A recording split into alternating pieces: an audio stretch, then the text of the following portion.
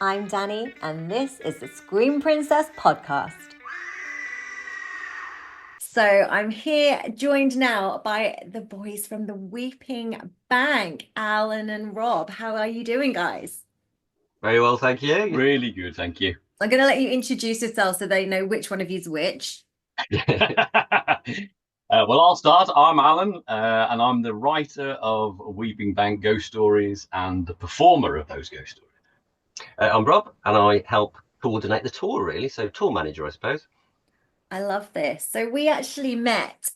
Well, Alan and I kind of sort of knew who each other were because of another Alan who runs the Black Country Horror Shorts Festival. So obviously, I think we've both judged that, and I think you're quite involved with that. So we kind of knew who each other were. But we actually met recently at Romford Horror Festival. So Romford has really been the kind of the gift that keeps on giving for this podcast because I managed to record lots of episodes there. But you guys, obviously, you couldn't stay for the full day. So I didn't get to record you there. But actually, this is probably better because I was doing kind of short snippets there. And this gives you your full hour to, promote so sell yourselves and the Weeping Bank. Well, thank you, Danny. We're really happy to be here, and it's great that you've taken the time to interview us. And what a great festival Romford was! So many Wasn't lovely it? people. Yeah, it was. Yeah. Really, So really. obviously Spencer, who runs it, he has just taken over the cinema Lumiere. So it was the Mercury or whatever, and now it's Lumiere. So he's going to be obviously that was kind of it opened, but they hadn't finished doing all the renovations, everything they wanted to do. But he didn't want to kind of delay the festival because it had been booked in for so long. So he ran the festival and they've been since decorating. So I now know they've got loads of kind of vintage movie posters all over the cinema. And it's a really, really incredible venue. And I think along that he's going to have usherettes. It's going to be like going to the cinema in the 1920s. And I think the first cinema in Romford was actually called the Lumiere, and that's where he's named it. And he wasn't just a fan of the candlestick from Beauty and the Beast. But it's going to be more of like an interactive kind of place. It's going to be a real hub for filmmakers and for writers. It's going to be like podcast rooms, and it's going to be a real kind of industry place. So I hope it kind of really takes off for him. Yeah, definitely. We chatted to Kevin recently from Nerdly, and he's really excited about where it's going as well. And Yeah. yeah, everything crossed for him. I mean, it deserves to succeed. So let's Yeah. hope it does. Yeah. So I've got your little book here that you gave me. And so the Weaving Bank it's basically you tell ghost stories, but you do a tour. Is it a tour of a real place? So you sent me your bios and things, and I've been super busy. I haven't really had a chance, so I'm just learning everything on the go now. But we've got a map. And it's a That's it. beautifully drawn That's map. it. That's Weeping Bank, yeah. That's Weeping That's Bank. the map. So is it an actual place? So, well, it's a fictional village, Right. but it is most definitely based in part on real places throughout the UK. Right. I've taken inspiration from lots of different places. So, Okay. but the village itself is fictional. It's a fictional village. I love the map. I love old maps anyway. Who did your artwork? This is Rob. You did the artwork. Yeah. It's Yeah. incredible. I love it. So Weaving Bank and surrounding areas, we've got Merrington Pier and Pavilion.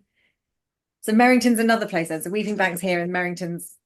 Yeah, so Weeping Bank is kind of at the heart of it. That's the little village where the main character who's in all the ghost stories, the librarian, that's where he's based. But we've Right. got lots of surrounding areas. So you've got Merrington, which is more of a town, and then you've got a place near to the coast called Wickholm and Rayford, and the whole thing is set in the county of Rayfordshire. So it's Rayfordshire. everything interconnects. Yeah. Amazing. So have you always been fans of ghost stories, both of you?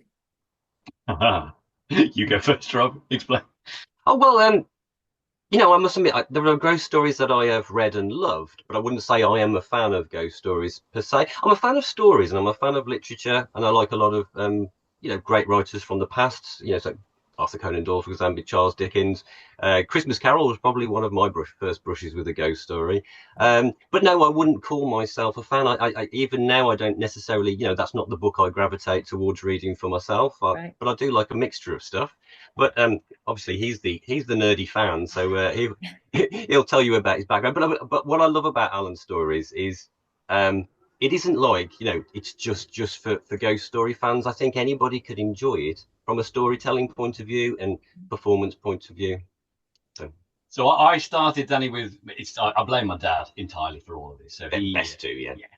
I mean, he's the lifelong ghost story fan. I mean, he's in his 80s now, and he still is a lifelong ghost story fan. And he was the one that sort of sat me down when I was probably maybe 12 or 13, and we first watched one of the BBC ghost stories together. All right. And I've got to say, I've never been so frightened in my life. And I was aware that I was enjoying it, and I was probably enjoying that sensation of being frightened. But I definitely didn't sleep that night, and I think I got up the next day thinking, right, I'm never doing that again. I'm never seeing another ghost story. That was just too much. And I grew up in the 80s, so it was kind of that era of the big horror films, the Nightmare on Elm Streets and the Friday the 13th franchise and Halloween coming back. So I was, as I got older, those were the films I was watching, and I had strayed away from ghost stories really. But by the time I was at university, I started to dip into the genre of reading some of the classic ghost story writers.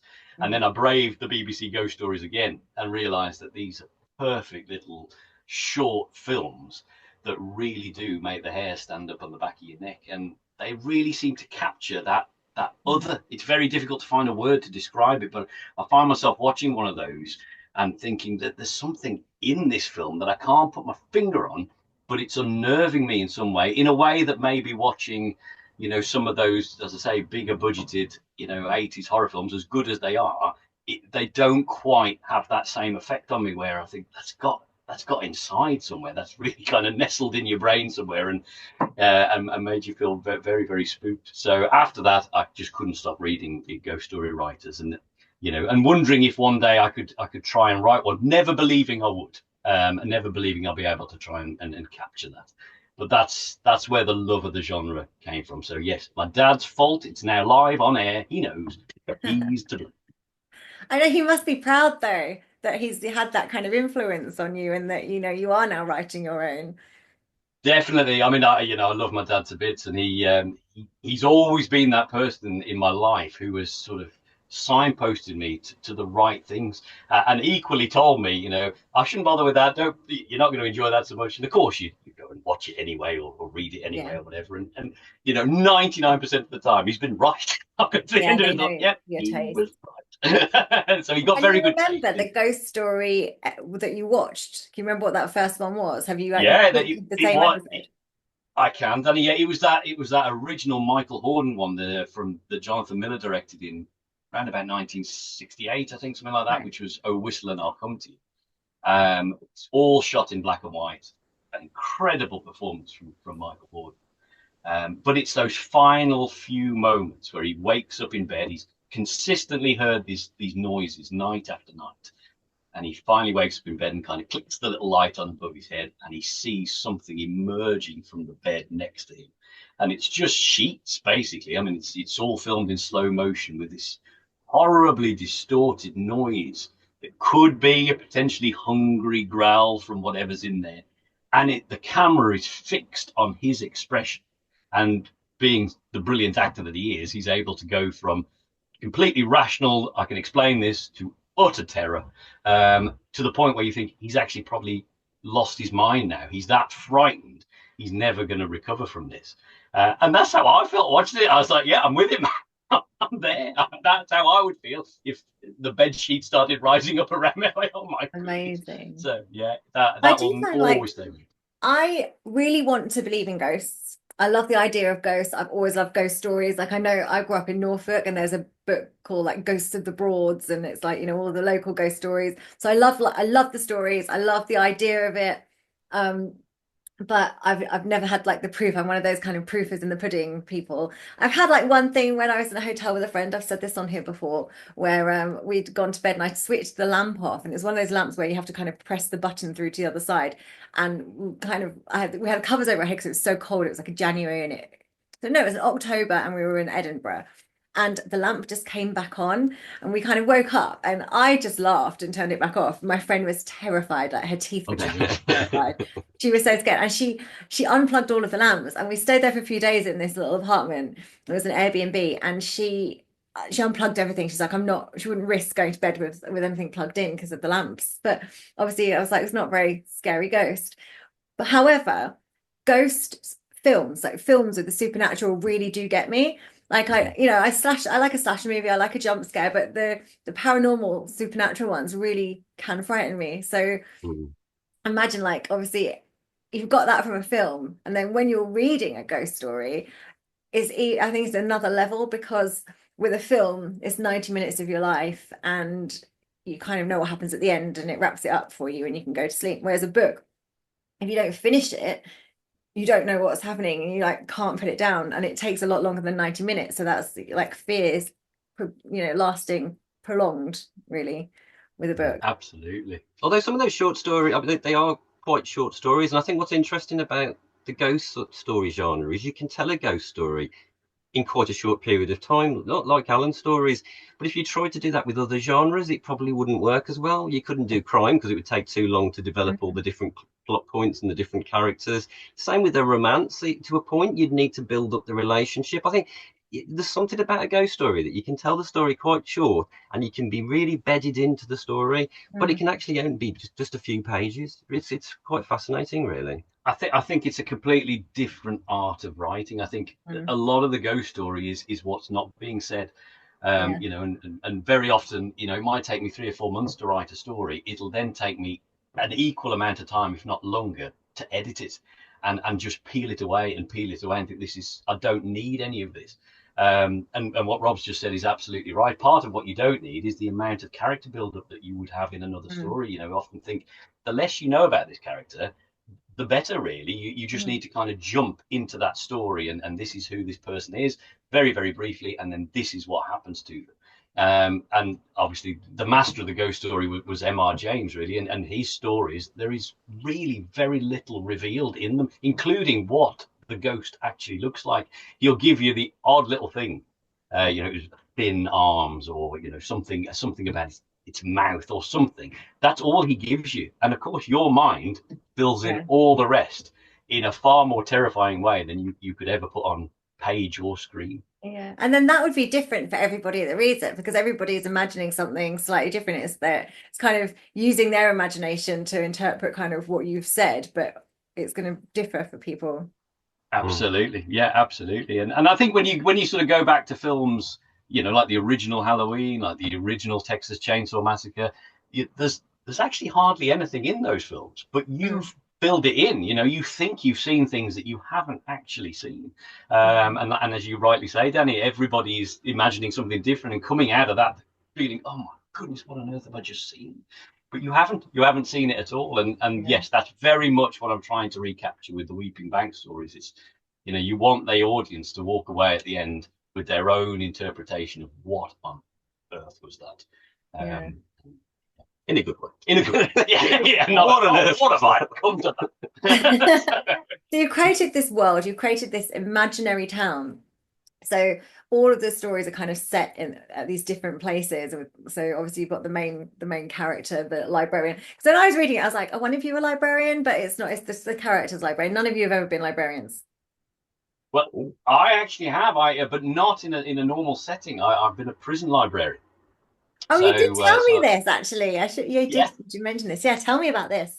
yeah. So, I mean, I still work in prisons now, but not sort of specifically just in the library setting. But yeah, that was my first sort of introduction to the prison world, really. A local prison to me was looking for somebody to kind of basically set the library up again. It had been kind of disused for quite a long time, Mm. and I have no experience of working in a library. I'd come from a landscaping background, so I was used to working outside all the time. But I'd worked with people who had been through the prison system and had come out the other end of it, and were actually saying to me, it's almost the best thing that ever happened to me. I was going down a very bad path. Mm. I was brought up short by, ending up in prison, but actually it kind of gave me some skills and I came out of it and turned my life around. And I saw the advert for this particular job and thought, well, I wonder if I could be like a tiny cog in that big machine that maybe just helps somebody, to have a bit of a change of mindset. So I ended up in a library setting with a love of books. That was the only thing. Even in the interview, I said that I love books. I have no library qualifications, but yeah, it certainly recommend stories to people. Yeah. And I started doing that way back in 2007, I think it was. Right. And then over the years, that role has developed, and now I help to bring kind of writers and artists and musicians and filmmakers and movie stars into prisons to give kind of talks and help to kind of hopefully show people a different way to be when they come out. So I've got all that in my head when Weeping Bank was kind of being written, thinking, I don't have the experience of what it would be like to be a librarian in a lovely little village, but I certainly know enough now about how the job works to create a believable character who is never named, Danny. And what I love about that, and I don't know if you had a similar thing when you were younger, but when I used to get to the library as a child, I never knew the librarian's name. And whenever I got some books to take out, somebody would always say, just take them to the librarian and they'll check them out. And that, for a long time, that's how I identified somebody in a library, not as Jeff or, Chris or whatever their name actually was. They're the librarian. So when I came to do Weeping Bank, I thought it's completely possible to have a character here who is never named because everyone knows them only as the librarian. So I actually did know the name of the librarian because she was my friend's mum. There you go. I grew up in a place called Wroxham, and the library is like it's on stilts because it's floods. It's right next to the river, and so the library's on stilts. And I remember I used to go there all the time. I used to love the Saddle Club books. I was into ponies when I was younger. So I used to go there and get the Saddle Club books out. But the librarian was called Cynthia. And I was actually a librarian at high school, only for a little while. I think I must have been year 7.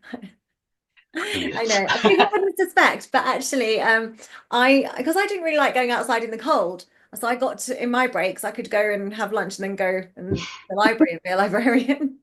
Fantastic. So I've had a little bit of experience as being a librarian. I feel like it would be quite a nice job. You get to be surrounded by books all day. Yeah, absolutely. Very different job these days. I mean, obviously libraries have had to adapt to survive, and in some cases, funding has been pulled, and you've got a lot of community libraries. So when we travel around, it's the differences between libraries can be quite vast. You've got the ones where the councils, they still come under the council banner, but then you've got the ones where they're actually staffed by volunteers, and that's pretty amazing. And they can be, great places to go into. Yeah. Do you know what I don't like about them now, though? Libraries used to be silent.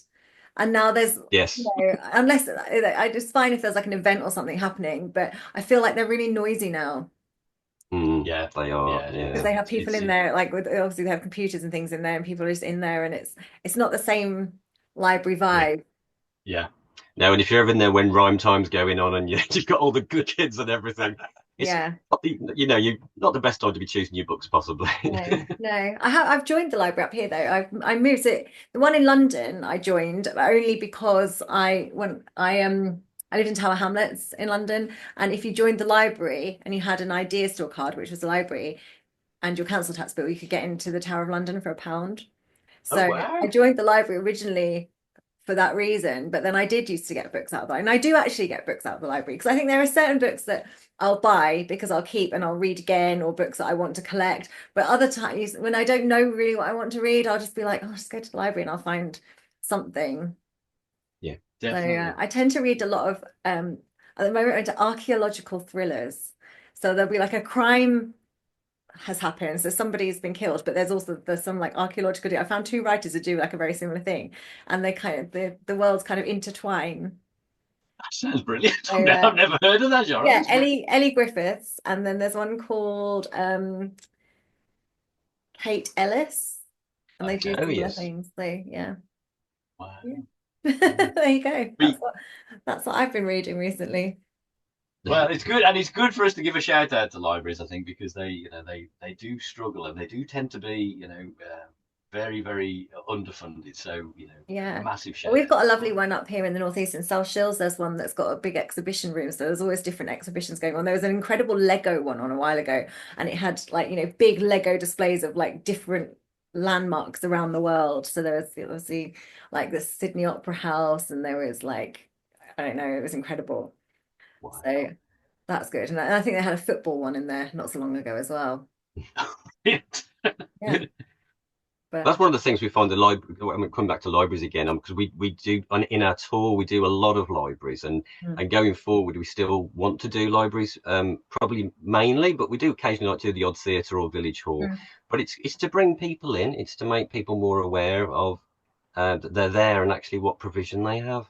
And the libraries love it, you see, because we're bringing quite a sort of a theatrical event, and we're getting a big crowd in.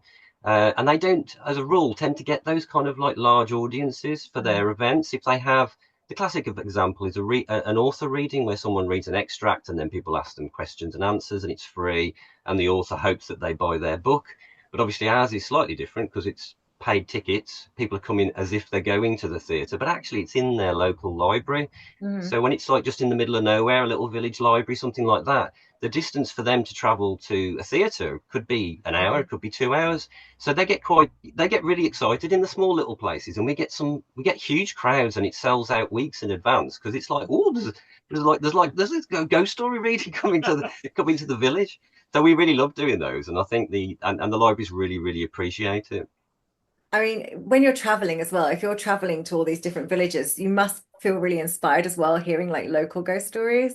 Oh yes. Definitely, definitely. We did a village recently, sort of towards London, and at the end of it, the lady who was kind of helping us to lock the building up, she had so many fabulous ghost stories to tell. We could have stayed Really? there all night. We got about a 2.5 hour drive home. No, we'll keep listening to this lady. She's brilliant. Oh, So wow. I think doing events like this, even though, as I say, they're technically fictional stories, I think Mm, it allows people at the end to to come and share experiences, and a lot of people want to talk to you. We did an event this week, and at the end of it, one of the stories is about a lady who's babysitting in a remote farmhouse. And after the end of the show, when I sort of came back to chat to everybody, this lady made a beeline for me. She said, "Oh my God, I used to be a babysitter," and she was telling me this story of this night where she was looking after this child. And she kept keep hearing all these noises in the house, and yeah, and she said, "So thank you for that. That's really reawakened that memory that she's probably tried to repress for yeah. years and years." But I love the fact that people are, technically you're a complete stranger, but they feel that they comfortable enough to share these stories with you, which is a privilege to hear them. So Yeah. So do you believe in actual ghosts? I would have said no to that Hmm. until I moved into my very first house with my wife, which is probably going back now about 18 years. We bought a house in a very old street, a very, very small house for our sort of starter home. And after a few days of being there, I kept waking up. This is absolutely, absolutely true. I kept waking up to the sensation that somebody was lifting up the end of our bed and dropping it. And as it was dropped, I would sort of wake up, bolt upright in bed, feeling the vibration of what had just happened. And when my wife would wake up, I would explain this, and she'd say, "What on earth are you talking about? This never happened to her ever." It didn't happen every single night, but it happened fairly regularly. And then other things started to happen in this house. I heard a massive crash one night, as if all the crockery had dropped out of one of the cupboards downstairs. And I raced down the stairs, and there was nothing. We had an evening where the shower turned itself on upstairs, and it was a twist dial on. Right. There was no way it could have just come on by itself. But the most frightening thing happened probably a couple of weeks before we were due to leave this house. And we stayed in this house for a couple of years. And we had it's a very modern bedroom door. So when you shut it, it couldn't just come open. You had to turn the handle. And I again had this sensation that somebody had just lifted the end of the bed up and dropped it. I woke up, and unexpectedly at the same time, my wife woke up as well. And we both looked at our bedroom door, and the handle turned and the door opened. And I naturally thought, there's somebody in the house. There's a burglar in the house. And I haven't got a clue what I was doing. I just jumped out of bed and I shouldered the door to shut it, thinking, instinctively to protect us. There's somebody in the house. I've got to try and stop somebody from coming into this room. And then I opened the door really, really quickly, and there's nobody on the landing. And it was, as I say, it was a very small house, so it was very quick to sort of run around, check all the rooms. Nobody in the house. And Front the house door, was back door, locked. everything was locked. And that's the only time we both had that shared experience. And when I can remember going back into the bedroom, and we both sort of we didn't want to switch the light off. We both experienced that. She hadn't. Again, she hadn't experienced the sensation of the bed lifting. I No. had. She hadn't. So, lots of these things you could say, well, it's just me. I'm just in a deep sleep and I'm imagining that this has happened. But the door opening and the handle turning, we saw it. And I can't explain it, Danny. Other people would dismiss this or give me loads of different explanations. But that's my experience of something potentially supernatural that I cannot explain. Was it a very old house? It was, yeah. It was an old street. They were all kind of originally, I would have said possibly miners, cottages, but we're in the I Black lived in a Country, so it miner's was an house. industrial area. Yeah, it's a very, very, very old street. And the weirdest sort of caveat to that story is further up the street lived a friend of mine who I went to primary school with. And when we used to go to his house as children, he used to say, the house is haunted. There's a presence in this house. And none of us ever experienced anything until one night we were round at his house. His parents were out. There was three of us. We were in his room, talking, laughing, all the rest of it. And I heard some footsteps come up his stairs and go into his mum and dad's bedroom. And naturally, I just lowered my voice. We were talking very, very loudly, and you just, subconsciously think, oh, his parents are back. We better lower the volume here. So I lowered my voice. He did the same. Our third friend carried on talking as if he hadn't heard anything. And I can remember at one point saying to him, his mum and dad are back. You'll have to temper your language and lower your voice. And he said, what do you mean? He said, there was footsteps. We heard people in. He said, I didn't hear anybody. And we all looked at one another, looked out of his bedroom window, and there's no car on the drive. Right. We shot out the bedroom, went into his mum and dad's room, nobody there. Ran around the house, nobody about. And about 10 minutes later, his mum and dad came back. And we checked. You haven't been back and gone out and come back again? Nope. No. But to this day, Danny, if we ever meet the three of us, two of us will say, there was footsteps, there was a presence in the house, and one of us will always say, I don't know what you're talking. I love the So, idea of living in a haunted house. Not if it did bad things, but I'd like a little bit of haunting. yeah, I like nice it. haunting. Yeah, like a nice Like haunting. Casper the Friendly Ghost. Yeah, like Casper. Yeah, exactly. Yeah. Which is a great movie. I actually watched it. I think we watched it at Christmas. Like I like revisiting the Casper film. Definitely, yeah. You want something like, even like the Canterville Ghost, something that's trying to disturb you, but in a friendly way. That's fine. Yeah, I wouldn't want Poltergeist, any. no, I don't want it like throwing things around, but just like to make me jump every now and again, which I'd find funny. definitely. What about you, Rob? Have you had any ghostly experiences? Anything? I think I'm more sort of online with what Danny was saying. Really, I think there's been things and sort of like that I've experienced, but I think most of the time I've put them down to an explanation, and Yeah. I've read things since. The classic one is it happens a lot sort of in teenage years, is the sleep paralysis type thing where you feel like something's sitting on you and you can't get up. Uh-huh. I had that at a period and never had it again since, and it used to absolutely freak me out. But then I read years later, it's kind of a thing really where your brain hasn't properly woken up and your muscles aren't engaging, and Yeah. I think it's something like that. And so I've only ever had things where, like being out late at night and being in a very spooky little lane in down in the country somewhere, and you're convinced there's something down there, but it's dark, it was misty, there's owls hooting. I mean, your brains are bound to run overtime, isn't it, in situations like that? That was so I haven't had anything like what he described there. No. Yeah. Did you ever actually did you ever like look into the history of the house to see if any other people had? I did. I'll tell you who I did. I contacted Danny Robbins about it, and I sent him all the details about it, and just said, this might be fascinating for Uncanny, really, because it's that same street. So this is an experience that we had. We kind of say the middle of the street, and further up towards the other end, here's another house where there was this other thing, and we exchanged quite a few emails about it, but. Obviously his schedule is huge and they have to pick and choose what they investigate. But I would have loved somebody to dig into it. I never personally looked into the history. I'm only aware that it was, one of the oldest surviving streets in that particular area. So, there's every chance it's got a lot of memories and a lot of history there. But my dad, going back to my dad, he always said that he had two experiences which he couldn't explain. There's a city called Worcester. and he did some work there in a very old part of Worcester, very near the cathedral. And it was for one of the curates, I think, who actually obviously was in the cathedral. And he said when him and his friend arrived, this man said to him, "Now look, there's a ghost in this house, so just be aware of it." He said they're very friendly, but they're very, very playful. And Dad said we kind of, nodded along, and this is a man of the cloth. We didn't really want to say, what a load of rubbish. We don't believe that. And he said, so we just said, oh, okay, fine, yeah. He said, anyway, we're working in this one particular part of the house, and it's a long sort of corridor. Dad's at one end, up on a stepladder. His friend is at the other end of the corridor, up on a stepladder. There's no doors coming off this, so no one can get past them, and no one can come in and out. And it's a flagstone floor. And in the center of the corridor is one single light bulb hanging down from the ceiling.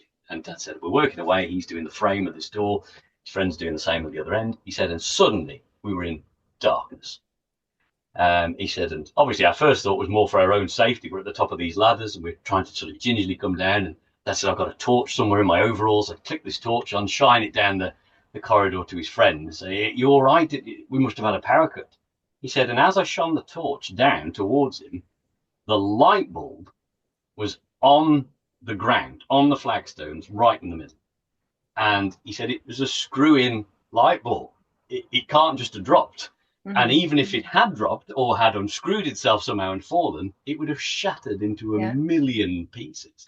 And it was just there on the ground, he said, and we took the ladders, put it back up, screwed it back in, and the lights came back up. That was one of his experiences. The other, which he told me only very recently, which has actually slightly terrified me, and I'm trying to think of a way to get this into Weeping Bank. He said he was again doing some work in a very old house in a village not a million miles from where we are today. And he said he was working in this front room of this house, nobody else there. He said, and something, this is his exact word, something came into the room. He said he came through the door and it came into the room. And I said, what do you mean something? And he said, I can't describe it.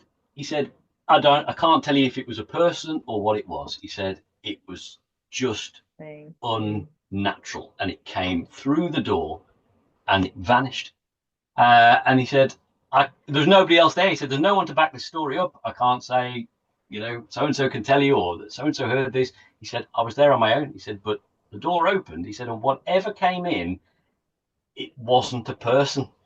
And it really made the hairs come up on the back of my neck. I was like, oh my goodness, I've never heard a ghost described in those terms before, that it just wasn't a person. It was a presence of some kind in that house, in that room. And he couldn't even find the words to sort of exactly verbalize it. Yeah, definitely. And and then my dad he's a very eloquent man. He would, and he's a very sort of down to earth person as well. He wouldn't make up a story like that. And the fact that he has never chosen to tell me that story until now, now that you're writing your own ghost stories. Well, absolutely. we're out of time for part one, so I'm going to give you a short break and then I will send you a new link very shortly. Thanks, Danny. Thank you. Thank you. Welcome back to the Screen Princess podcast. I've just learned that you actually met in university studying your A-levels. Yeah, we did. Back at Dudley College, which is weird now, because I mean we don't live too far away from there, and even going back there now, it brings a lot of memories for us. But yeah, we used to not do much studying of A-levels and do other things instead. What A-levels were you doing? We were doing English, weren't we? English. Both did English, yeah. Yeah. I did history and German as well. And I did history and a bit of psychology. Yeah. But yes, we didn't do enough studying, Danny. We bonded completely over a love of comedy. Right. And then we had this kind of a dream idea that that's what we would do. We would become comedy writers and performers, and we spent most of our college years and even into university writing sketches, recording sketches, sending things off to various places in the hope it would suddenly ignite, and but basically having a great time making one another laugh. Did you go to the same university too? We did. Yep. We did. Yeah, and we can never go back. Oh, they said that to you as well? Oh, yeah, that's what they that was just me. No, they were very clear about it. So you haven't gone back to do your tour at the university or your college or anything? No, although we are open to that. We've had a few university lecturers who come to see us, But as yet, we haven't actually had sort of like a little workshop and a talk, which was very open to the idea of doing. Actually, I think could be quite good because I mean, in universities now, the Gothic studies as a course is incredibly popular, Right. which I don't think was around when we were No. studying, to be honest.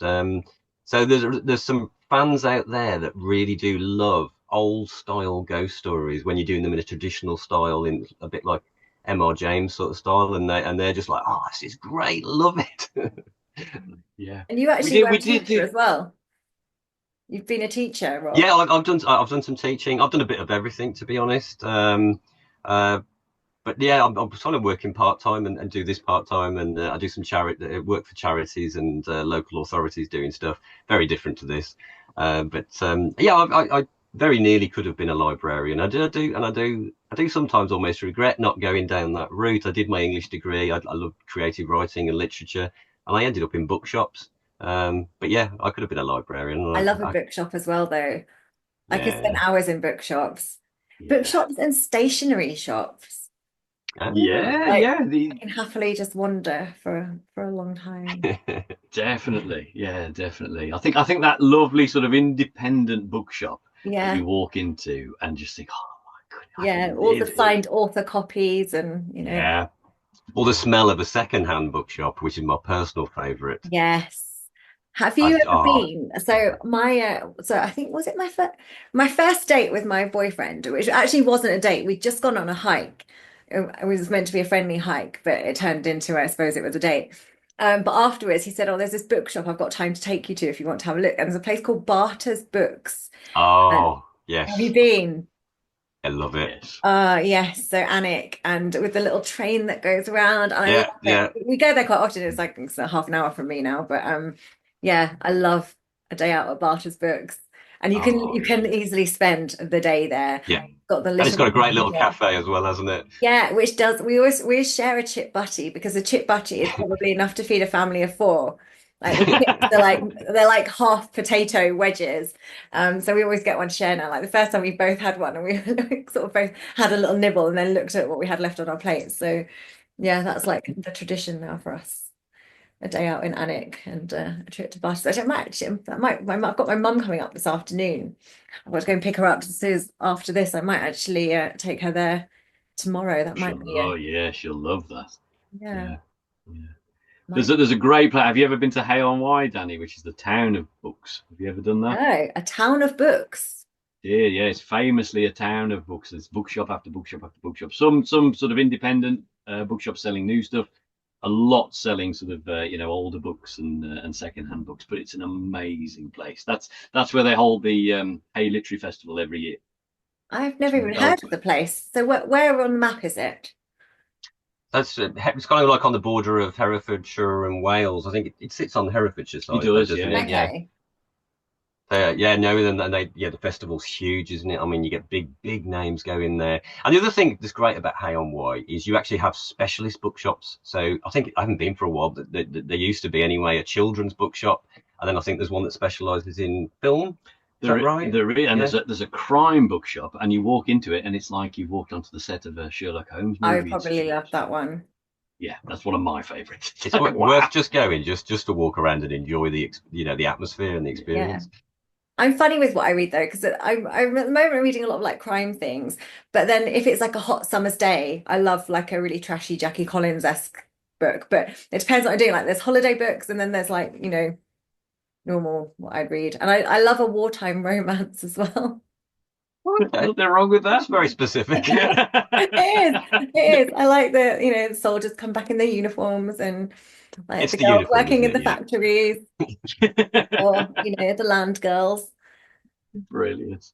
So, I think for a lot of people who are struggling to get into reading, it is often just finding that either that author or that genre that's for you, and again over the years of working in the prisons, I often say that to people, you just haven't found that book yet. mhm. It's not that you can't read, it's not that you don't like reading, it's you haven't found that book that hooks you in. Yeah. And as soon as you do, that's it. Your journey absolutely goes. And from there you can sort of fan out to whatever you want, but it's finding that starting point, which is very difficult. Very difficult to come Yeah. across that one. And not being elitist about, I went through this with my son, who was a slightly reluctant reader.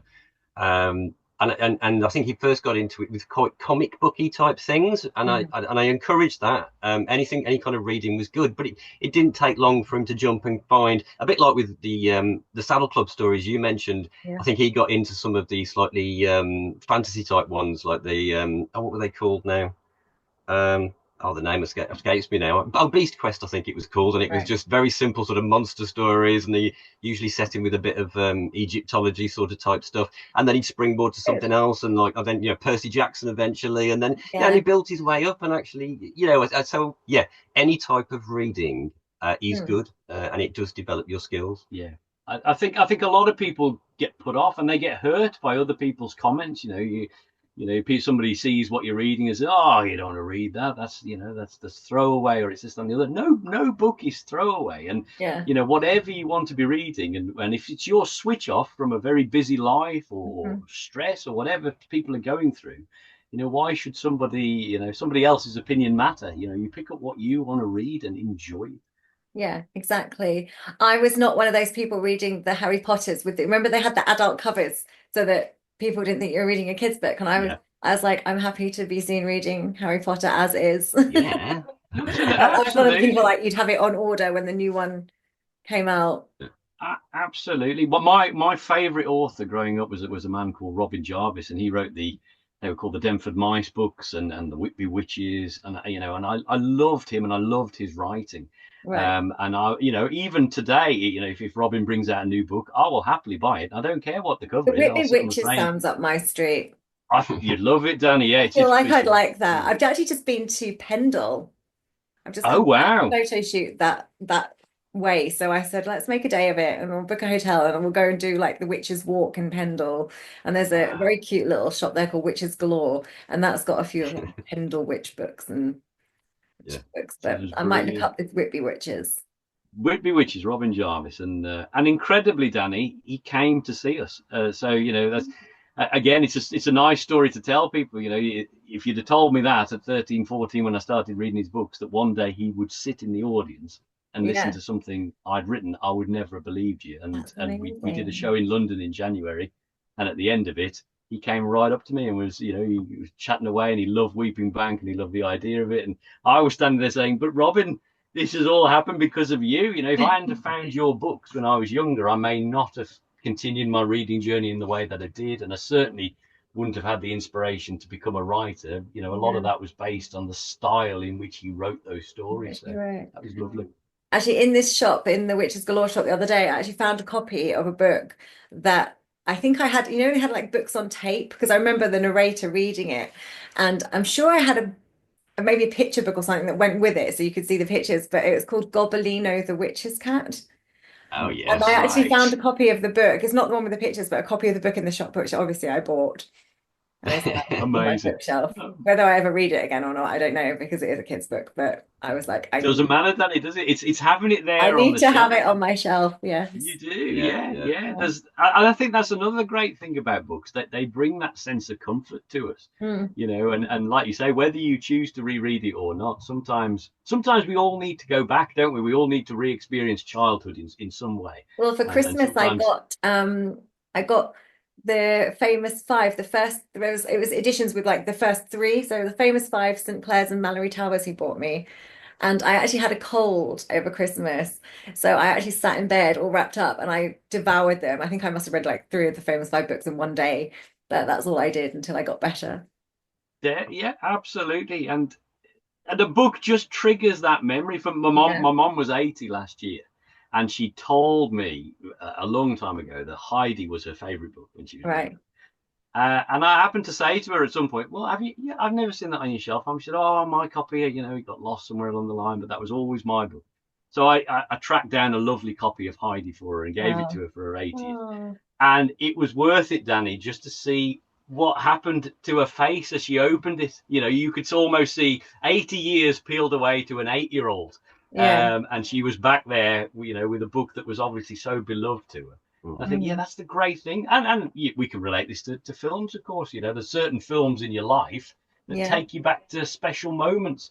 And every time you watch it, you recapture that feeling, don't you? And yeah, Yeah. and I think with Weeping Bank, part of what we try and do, whether you enjoy ghost stories or whatever, what we're really doing is recapturing that feeling of being read to. And if you were lucky enough to be read to as a child, and I appreciate not everybody was, but if you Mhm. were, you don't often get that again as an adult. You know, somebody's not going to sit down and read you a story. You're probably going to be the person that does that for somebody else. So Yeah. I think sitting in our audience, we'll often have people come up to us at the end and just say, it was so lovely to be read to. And that could be a, you know, a 90-year-old person or you know, a 19-year-old. Yeah. It's that feeling that in that moment, I'm reading to you specifically. Yes, there's a whole load of people here, but in the dark with just a lamp on, it's you I'm reading to, and that's what I'm trying to capture. If anyone can hear any banging right now, I've got someone's just bought the place next door and they're renovating. They were drilling all day yesterday. I was hoping they wouldn't be drilling all day today, and so far they've been okay. But they were just banging something. It didn't even, I don't know what they were doing, but I feel like the whole room was kind of vibrating there. So Haunted knocking in the background. yeah, Yeah. just in case you can hear anything, like what is happening. It's not haunted, although I mean, great for sound effects, I guess, if I wanted to pretend, but no. So tell me about like your tour and like what happens in your show. Go on, Rob. You were. Um, so we try to keep it pretty much the same. So it's all about the story. So we try not to do too much theatrics. But we will bring in a few little things, which I do think adds to a bit of difference. So let's start with how it looks first. So we try to get it as low light as possible. Some candles, not real ones, obviously, because we're very often in libraries, which wouldn't be a greater option for a naked flame. But there's some very effective sort of like fake candle flame, and then the reading lamp he uses as the librarian. So we try to create an old sort of study. I wouldn't like to time it exactly, but it could be anything from really sort of Victorian to Edwardian, and beyond. Anybody who just likes sort of old things and this library where he's from, we've always pictured as sort of like a slightly old-fashioned kind of library. It hasn't been modernized necessarily. So you've got that low light aspect. And then we brought in some background ambient sound effects, just some very subtle ones, but people absolutely love the ambient sound effects, like the ticking of the grandfather clock, slight sort of whistling of the wind outside in the window to conjure up sort of like a real stormy night sort of thing. You almost don't notice them when he starts the story, but then people afterwards have said, I just love the ticking of the clock. Um, and then once you're in the story, that's it. We don't sort of disrupt the mood, and we usually have a break halfway through, and people have, if we're in the libraries, we'll have teas and coffees and stuff like that. If it was a theatre, obviously you got the bar open. And then in terms of where we go, I mean, as I said, mostly libraries, but we do travel all over the country now. It's really growing. I mean, perhaps you could tell the backstory of where you started from. But now we're all over. So we've been all the way down sort of to London, and then later this year, we're lucky enough to be doing some theatres. For example, Liverpool. We're doing uh, a, a decommissioned sort of church in Leeds called Leeds Left Bank, which is a gorgeous church. It's huge. It's not a little chapel. This is Right. gigantic. You could have a wedding in it. It's that big. So that's a very different type of venue now, and which we haven't done before. So yeah, lots of different types of venues we're trying, but at the core, we still like to go around to libraries all over. So we're covering the Midlands really, really well. But now we're just starting to edge out and have relationships with library authorities in other areas. But yeah, did you want to sort of how you started with it? Yeah, it started very small, Danny. So you know, the first Weeping Bank story is going back to 2009 that I wrote it, and I wrote them with no intention of reading them myself. You know, I'd Mm. got this kind of hope that, well, in those days, I really hoped somebody like Sir Christopher Lee would want to read them. You know, and Mhm. I figured, you know, he wouldn't have a massive, you know, pressure of a schedule. He'd be quite happy to read Weeping Bank. But that was my idea. I thought I'll write these, and hopefully somebody might want to read them on the radio, for example. But very quickly, a friend of mine who worked for sort of the local libraries, he suggested that I come along and do a reading for a very small group of people. And I did this reading, not really wanting to do it, absolutely petrified to do it. And I probably read it very flat and just read the story as it was. to maybe 7 or 8 people. But at the end of it, I'd got people coming up to me at the end saying how much they'd enjoyed it, and that gives you a little bit of a boost of Yeah. confidence. And I went and did another one the following year, and there was a few more people there. And then again, the following year, I'm suddenly doing a couple of libraries, and there's more people. And slowly but surely, it starts to grow. And each year, I'm writing a new Weeping Bank story, in amongst other stuff, because I do write other things as well. But Weeping Bank, it's kind of my sort of get out, really, a nice sort of short story to write. Yeah. Up until probably about 3 years ago, it was it was growing, but it wasn't anything like it was about to get. And Rob happened to come to one of the readings, and at the end of it, he was saying to me, this needs to be seen by more people. And the problem was, and I may as well say this on camera, I'm Jurassic Danny, so my grasp of technology is from the 1980s. Really, I haven't embraced. Oh, not even there. From the 1970s, maybe 60s. I just haven't embraced it. So I had no website, I had no sort of social media presence at all. Rob is incredibly savvy with this kind of stuff, and he very quickly began to develop the idea of, well, if we get a really classy looking website, if we go across all the platforms, if we start to spread the word, and if we do some stuff online for people to come and listen to, this will start to grow. So we developed the setting of Weeping Bank and how it would look, and Rob went away and did amazing things. Really, he doesn't shout enough about what he's actually brought to this project, but it's incredible. And we did an online reading in 2022, I believe. Right. And at that reading, unbeknownst to us, we had Emma Dark from We Belong Dead was listening in, and a gentleman called John Deere, who is actually writing the history of the BBC Ghost Stories, and he's very much attached to the Mark Gatiss era of the Ghost Stories for Christmas. And amongst many other people watching this, and they loved it, and they commented on it on social media and encouraged people to watch it. And very, very quickly, the audience began to grow. And we must give a massive shout out to Emma Dark, actually, because she wrote our very first review, which went into We Belong Dead, about how this sort of online reading had gone and what she'd experienced watching it, and she felt it was very different to anything else that she'd seen. And once that had happened, the bookings have been coming in and coming in. The venues have got bigger and bigger. The audience is getting bigger and bigger. And although we've never, gone away from what Weeping Bank was at the beginning, it's now reaching, a vast range of people. And we've been able to meet incredible people from the sort of the ghost story genre who I never thought would ever learn what Weeping Bank was. So we feel very privileged that it's happened. That's amazing. Have you got any booked in the Northeast? Most often talked about the Northeast. It is quite a trek for us. So we've always it's far away for everybody. Yeah, and that frustrates me because I would love to. I think the only way we could do it is if we actually go on a sort of like a bit of a mini tour sort of thing, and we do a couple of overnights. But to just go there and back, it would be a killer for us, really. So to be honest, like Leeds and Liverpool and Rochdale are about the furthest we've sort of have done or will do in the next year. But it's not going off the list, Danny. We're going to bring a story to you at some point. Yes, Definitely. at some point. It'd be great if you had something in, I don't know, somewhere like Barter Books. I don't know if they have the space for it with all the books, but that would be a cool setting for you. It would be amazing. Yeah. I mean, we have talked, and we hope that these conversations will carry on to bring something to Romford. So potentially, next year we might well be doing a Weeping Bank reading there. That would be incredible, actually. Yeah, that'd be a great venue for it. It would, yeah. I mean, the way you just described the Luminaire at the start, I mean, it sounds. I think it will look very different next time you see it. I think it'll look very different to what it did for the festival, because obviously he'd just taken the reins, and it was like, rather than cancel the festival or reschedule it, we'll still do it, but the cinema's not going to be as it's going to be. Wow. Yeah. Well, let's keep our fingers crossed, but it'd be lovely. But you would always be on the guest list, Danny. So just if you can ever make a show, come along to one at some point. I know we've mentioned it before, but yeah, I mean, now having spoken to you even a bit more about it, like, I'm really intrigued. And who doesn't love a good ghost story? It's weird, if people are funny, aren't they? Like, there's certain fears that you like. Like, I don't like, if there was a spider, I don't like that type of fear. Like, I don't like this, but I do like a creepy, ghost story fear.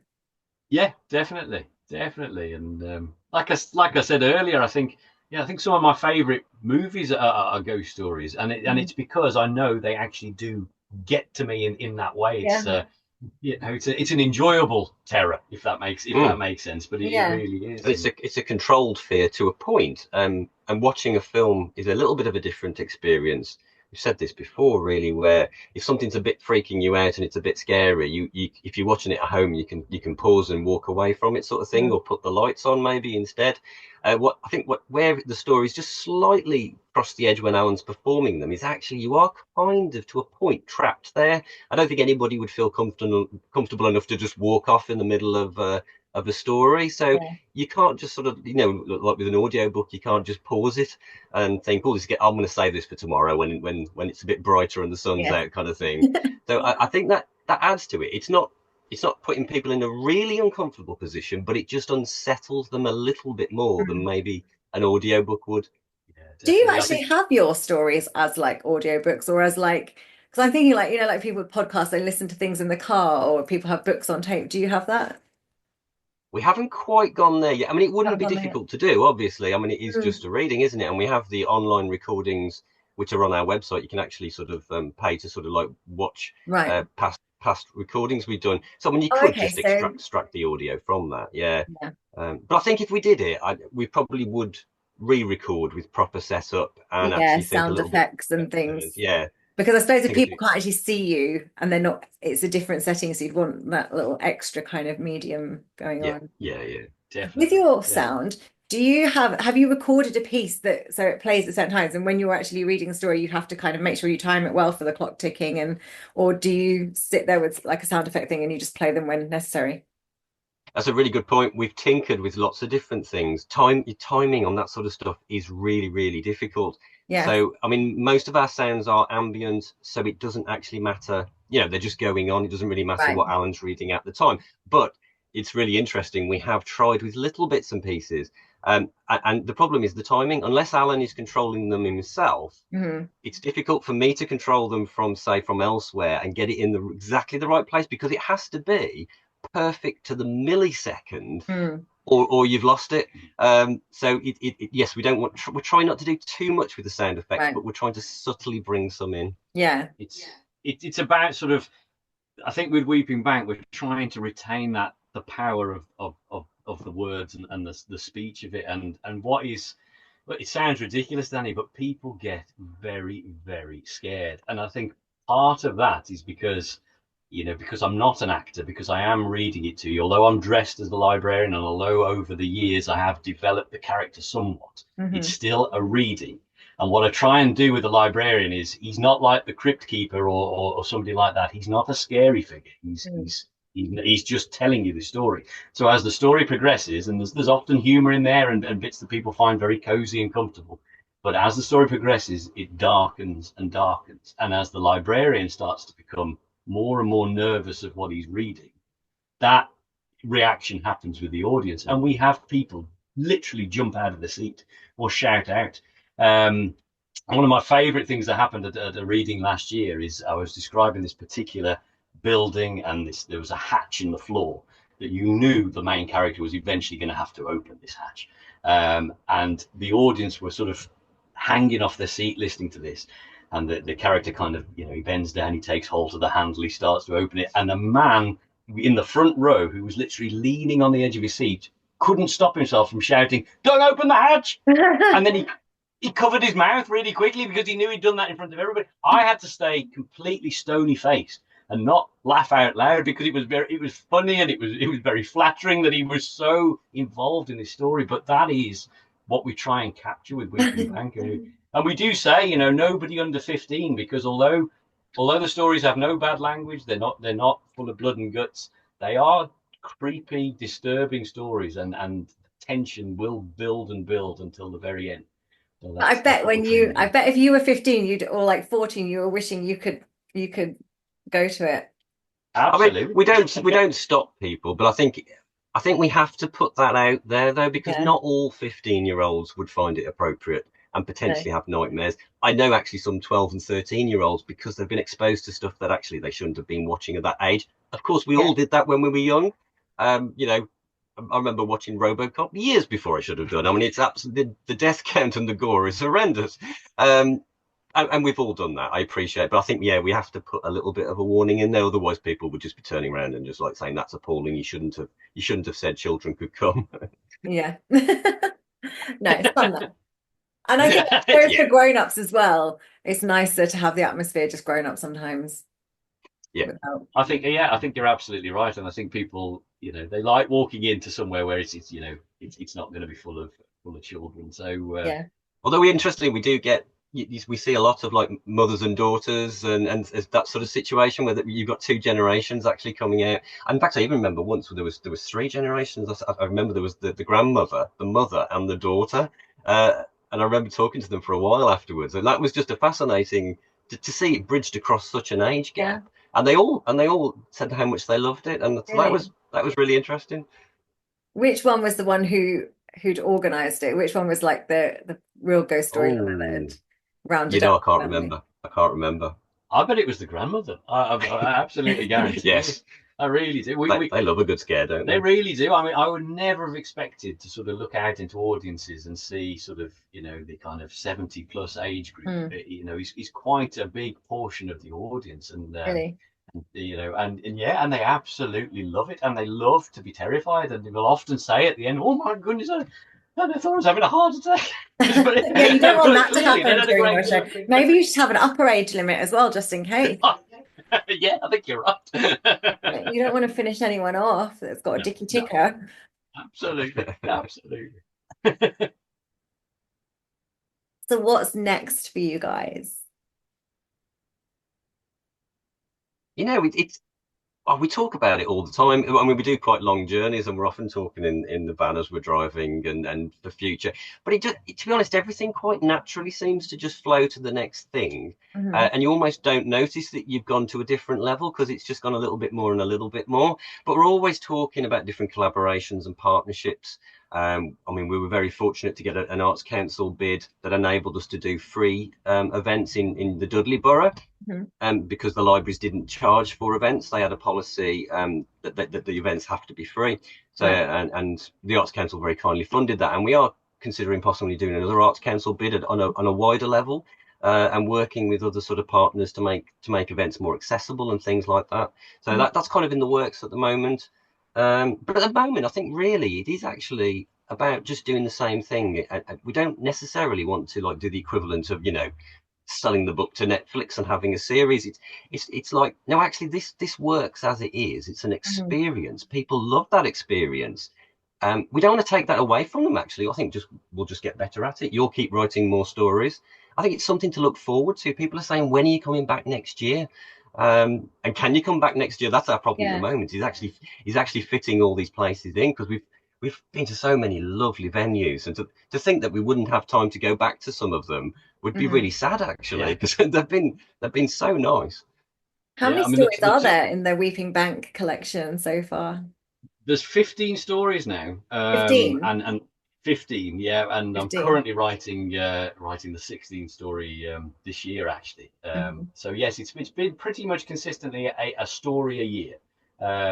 And like I say, and it can take the bulk of the year to get it absolutely right.